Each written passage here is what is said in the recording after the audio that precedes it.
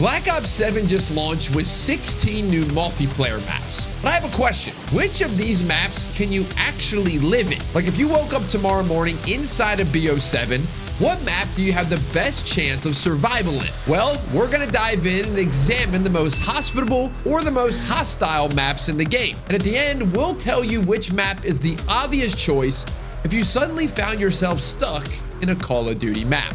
Let's dive in. So going through the maps alphabetically, first we have Blackheart.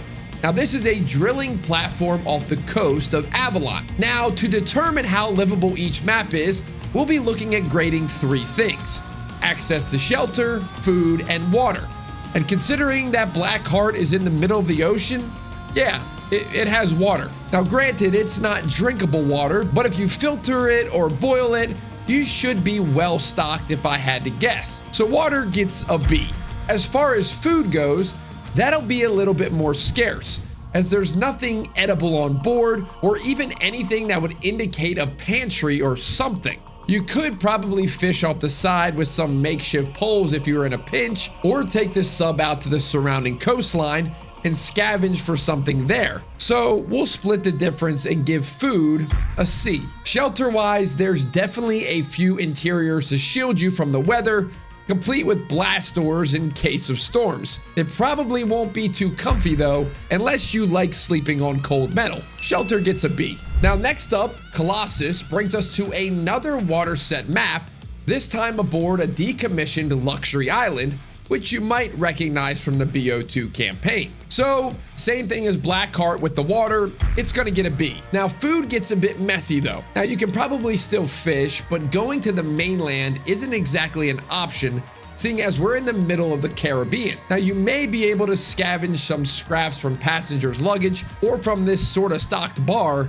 but judging by the state of this place's decay, anything you find would probably likely be expired by now. So we're gonna give this one a D. And while this place used to be a massive resort, housing thousands of the richest people in the world in absolute luxury, it's clearly seen better days. I don't know about you, but I wouldn't feel very safe living on a partially sunken ship in the middle of the sea, especially not with these waves coming in. So shelter's gonna get a D too, because it's technically livable, but not for very long. And now for Cortex, a science lab hidden inside of a cave. Once again, this map takes place on the water, although for a science facility, I expected to see some sort of sinks or anything indicating that running water was at this facility, but there somehow isn't any. So water gets another B. And same thing with food and shelter again. Nothing of note with either. You could probably fish for food and the facility doors will protect you from the elements, but you won't be comfortable. Both are gonna get a B.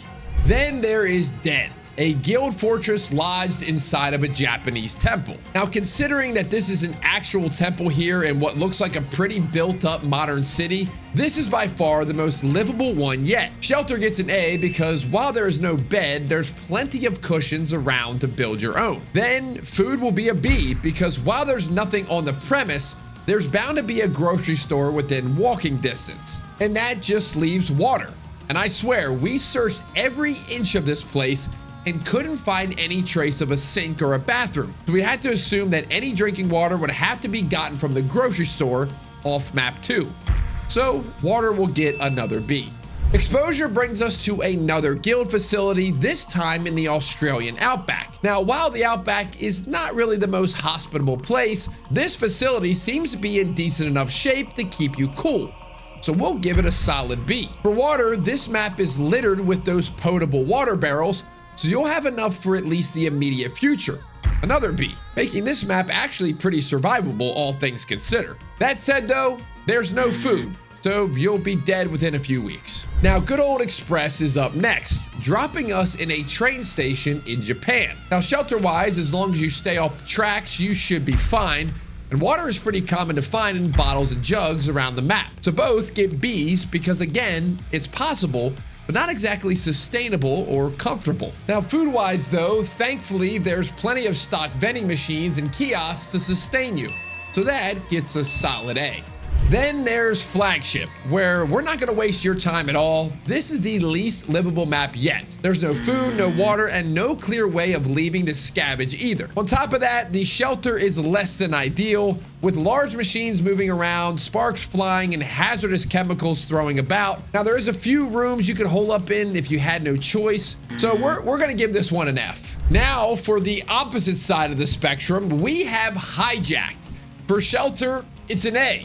You get an entire king-size bed. Food is plentiful with a fully stocked fridge, and even water shouldn't be hard to come by around the ship itself or by taking the lifeboats to shore. It's our first AAA map, not just livable, but the chances are it's a better place to live than whatever your current living situation is. Homestead similarly takes us to a place that on the surface should be perfectly livable. David Mason's childhood home in Alaska. Now, food-wise, not only is there plenty of food items in the kitchen, but there's also raw meat and animal hides out on the shed, implying that there's plenty of game to hunt in the surrounding area. So we'll give that an A. Now, for water, we finally have a kitchen sink, which means running water. And as far as shelter goes, while the weather outside may be a bit cold, the house comes with a big fireplace and should be more than capable of keeping you warm. Another perfectly livable map. Then there's Imprint, another snowy set map up in the mountains. Now, shelter-wise, again, there's nothing new. There's plenty of protection from the elements, but no real comfort. Then you combine that with the snow in which you can melt for water, and you're looking at a pretty solid location off the bat. However, food is going to be a big problem because there's really nothing on the entire map that's edible. Not even as much as a bag of chips the scientists brought from home. So unfortunately, Imprint gets an F for food, and I wouldn't recommend living here. And next up is Paranoia, a map taking place entirely within Mason's head. Let's be honest, you don't want to live here, and I don't really even know where to begin, so maybe I'll just leave this one alone. It's an F. Raid is another one just like Hijacked that is perfectly livable, and I don't think I have to waste our time explaining why. It's a mansion. Now, shelter gets an A for absolutely massive, luxurious bedrooms. Food is also going to get an A for apples and other fruit in its full kitchen and bar, and water gets an A for an actual sink. Yeah, this is going to be in the A category. But from there, we're going back to the snowy Alaskan wilderness with Retrieval, the site of a crash transport in the snow. Now, this one is in the middle of nowhere, so even the parts of the map that are inside aren't actually inside a real building, but just within pieces of wreckage, meaning they won't be able to protect you from the cold. There does appear to be a stream, and of course, all the snow as far as water goes, but food is once again completely missing. So definitely not livable. Next up is Scar, another Alaskan map, this time taking us into town. And luckily, while the rooms themselves are inaccessible, there is a motel in one of the two spawns. So assuming you could just break a door down, that should cover both shelter and running water. But what's even more lucky is that it's right across the street from a general store. Inside, it's decently picked clean, but there's still plenty to go through, including at least 5 boxes of bananas, cereal, coffee, and tomato sauce. So that's an A for shelter, an A for water, and we'll go B for food because that combo doesn't sound too appetizing, but it's certainly livable. And now for the Forge, an office and factory for the guild within a major city, which means that shelter is pretty much an automatic A. As for food and water, we checked every nook and cranny of this place, but we genuinely couldn't find any food, and not even the implication of a sink or any other running water. By the way, this might be a good time to mention, there hasn't been a single bathroom on any of these maps so far. Just a thought. So we'll give food and water both B's because you could actually go into town to get something, but it's not actually available here on map. And then we have Toshin, finally putting us right smack dab in the middle of a city, which means that food and water can be reasonably sourced right here in game. There's even a market in the center that gets you both food and water in one spot. And shelter-wise, there's also plenty of options, including the subway, this guy's apartment on the south end, or even the police station. Although there's also a luxury hotel just outside of the map bounds, so that'll be enough to bump it into the A category and make it a perfectly livable map.